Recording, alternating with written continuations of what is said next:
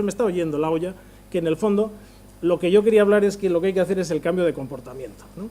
Y el cambio de comportamiento, para hacer el cambio de comportamiento hay que hacerlo porque las diferencias que existen entre los profesionales son muy notables. El sistema, que esto es el comportamiento, esto es la gráfica de comportamiento en el cual se ve la relación entre la actividad y los costos, no tienen un comportamiento de bisectriz, es decir, no funciona porque cuando hay uno de actividad hay uno de consumo y cuando hay dos de actividad hay 5 de actividad y 5 de consumo. No, funciona de esta manera. Tenemos los profesionales como el A, que tienen un enorme volumen de actividad con bajos costos, y el profesional B, que tiene una baja actividad con altos costos. Los sistemas de medición que utilizamos, las carteras de servicio que se utilizan en España, desde el año 90-91, jamás han conseguido medir más allá del 8 o el 10% de la realidad.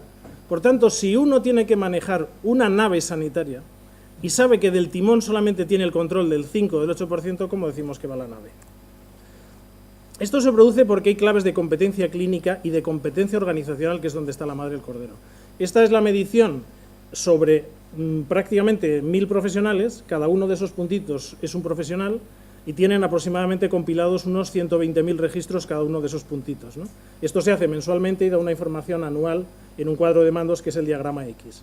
Estamos mirando en la parte estamos representando la actividad y los costos, y estamos viendo en el punto medio de los ejes, es donde cruza, diríamos, la actividad media y los costos medios.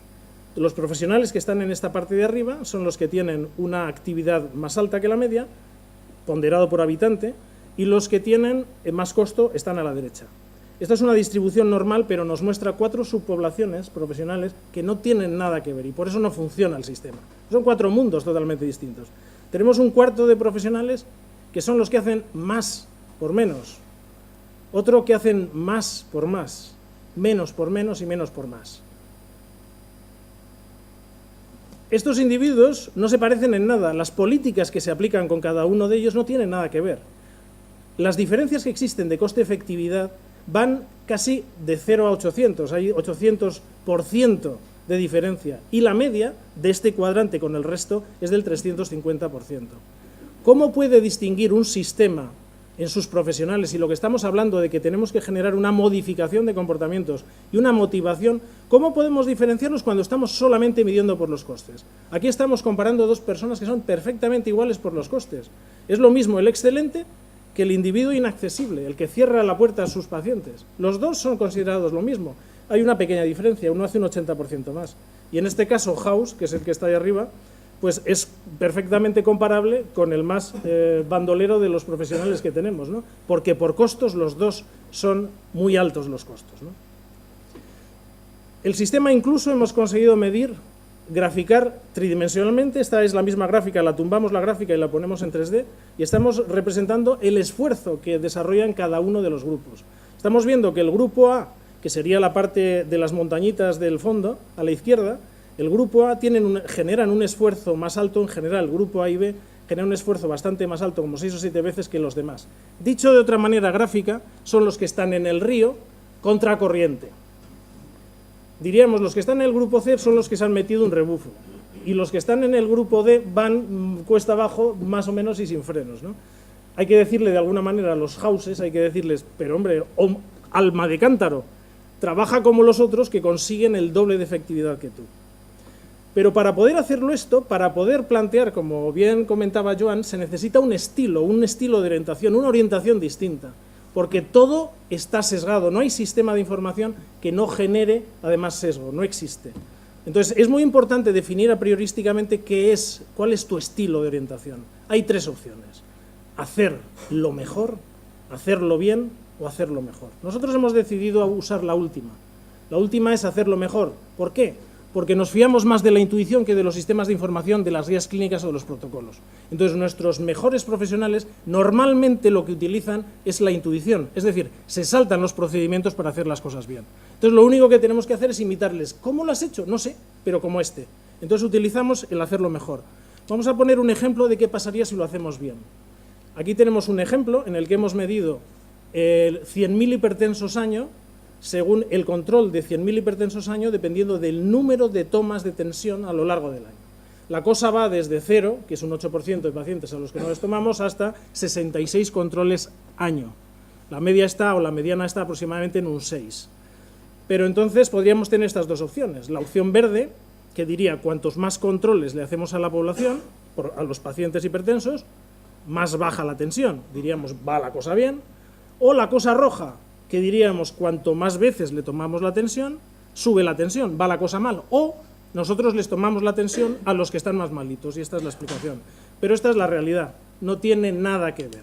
Es decir, es una recta regresión horizontal, da lo mismo tomarle 2 que 22, pero cuando nos aplicamos el procedimiento, cuando lo que hacemos es seguir el procedimiento, hacerlo bien, pues efectivamente le tomaremos 30 a 40. Estos son, en una comunidad como esta, varios cientos de miles de consultas al año.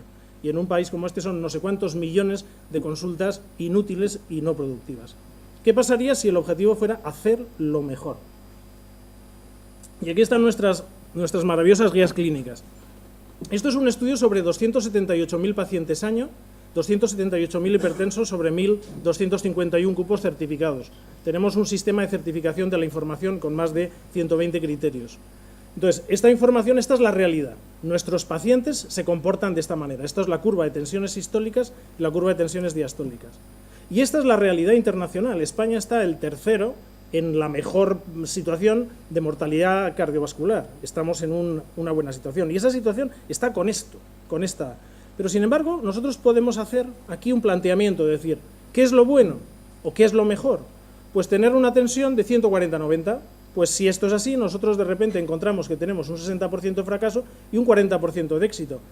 Perdón, un 60% de éxito y un 40% de fracaso, lo que supondrá una serie de políticas, que las políticas básicamente es gasto farmacéutico. Pero podemos decir esto también, que la tensión correcta es 120-80. Entonces, de repente, la misma realidad, con los mismos indicadores de resultados finalistas, que se nos mueren igual los pacientes, resulta que tenemos un 90% de fracaso. ¿Qué supone un 90% de fracaso?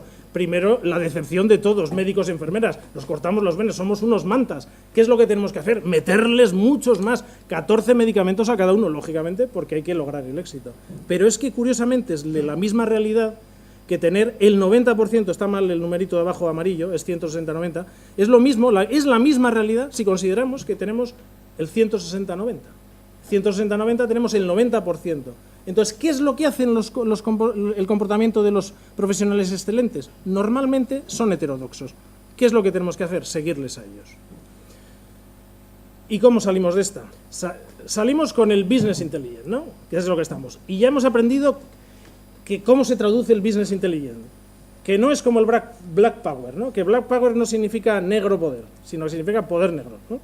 Pues el Business Intelligence tampoco significa el negocio de los listillos, ni el negocio de los espabilados, ni significa que las TICs son el negocio del siglo en el cual nosotros, tanto profesionales, gestores y tal, estamos abocados al desastre, porque unas cantidades infumables de dinero y tenemos muy poca información. ¿Pero qué es el Business Intelligence? Es una herramienta valiosa al servicio de la inteligencia aplicada al negocio. Esta parte de la inteligencia ya sé lo que es porque se la leía a Cipolla. Y entonces dijo que inteligente es aquel que gana él y que ganan los demás. Pero fijaros las diferentes composiciones que puede tener. La que hay que perseguir denodadamente es al estúpido y al gángster, básicamente, ¿no? Pues bueno, ya sabemos lo que es ser inteligente. Algo que funciona para bien de todos. Pero ¿cuál es el negocio? Entonces también aprendí que en el lío este de cuál es el negocio, pues que fíjate lo que puede ser el objetivo: atender, asistir, entretener, la enfermedad, la cita extremadamente expresada, tiene que ser solamente aquella que permita que vibre, que reverbere el profesional, porque se acerque a la esencia de lo que era el sistema sanitario. ¿El sistema sanitario qué era? No era más que existía el sistema sanitario porque había problemas para resolverlos. Pues ya está, ¿qué es lo que hay que hacer? Resolver las necesidades existentes de los pacientes de un adulto responsable, habitante, ciudadano. Entonces, cambia radicalmente nuestro punto de vista, porque ya no basta el decir, no, yo hago las cosas bien. No, usted no hace las cosas, usted hace las cosas sobre lo que tenía que hacer. Y además empezamos a trabajar con una serie de tasas. Esa tasa de eficiencia, que es lo resuelto partido por lo existente y partido por las perras, sería entonces el objetivo. Si ya tenemos esto, ya sabemos a dónde vamos. Y podemos decir que todo lo que es productivo me acerca a la meta y lo improductivo me aleja.